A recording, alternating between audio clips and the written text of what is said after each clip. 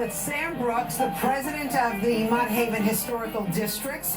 You grew up here in 1975. How has this neighborhood changed? Oh my God, in the last 15 years, we've gotten a little bit more of the diversity coming into the neighborhood. So the Piano District is inside Mott Haven. Tell us a little bit about the Piano District. Well, in the heyday, Mott Haven was considered, well, the Bronx overall was considered the piano manufacturing capital of the United States. We literally had about 63 piano companies, of which 43 of them were here in Mott Haven, producing about 115,000 pianos a year, employing over 5,000 workers, and many of them were German skilled individuals who came into the area back in the 1850s. Why was this area so attractive to people who wanted to manufacture pianos? If you go back in time, in 1639, there was the actual written history of the Bronx with the arrival of Jonas Bronx, whose name is the Bronx. He spelt it differently. That is correct. But I think when the Morris family acquired much of the land in the 1670s, it wasn't until Jordan L. Mott from the Mott Iron Works came in and he set up a manufacturing facility here.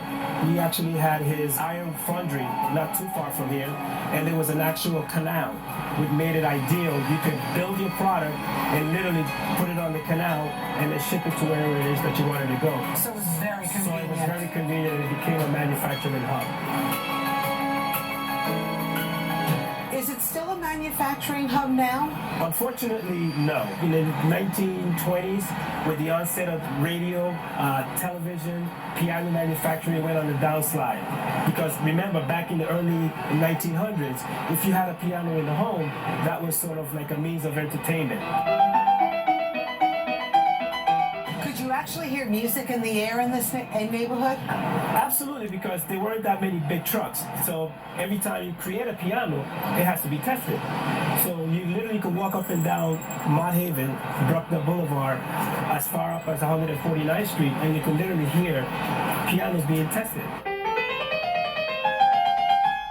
And of course being moved, put on ships, on barges, and then taken and then moved to homes and what have you. So what happened when the piano manufacturers went out of business? What happened to this area? So manufacturing still continued, but not piano manufacturing. This particular building, which is the most iconic buildings in all of, I would say, Mott Haven, for the signature clock tower at the very top. This building then in the early 90s, it was converted from manufacturing to live work. So in the early 90s, you had a lot of the artists who discovered Mott Haven. Who started the cleanup in this area? I would say Mayor Giuliani was the one who started in the city overall. But then it took a lot of the local merchants who wanted to now make this place their home. They too began to take care of their storefronts and then started to see some value in just keeping the area clean. I noticed a lot of police presence though too, right? Yeah, no, they now come more often. It's one of those things where when changes happen and other people are coming in and rapid response. What's so unique about the buildings in the Piano District? Those buildings, those townhomes date back to 1863. Wow. So the structures are intact and they're amazing. And that's what a lot of people are now beginning to discover. Not just the changes that are taking place, but say, wait a minute, I've never noticed this building. I never knew the deep history of this building. I never understood that this area was actually the piano manufacturing capital of the United States. So do you think the Bronx will become as cool as Brooklyn? It already is as cool as Brooklyn.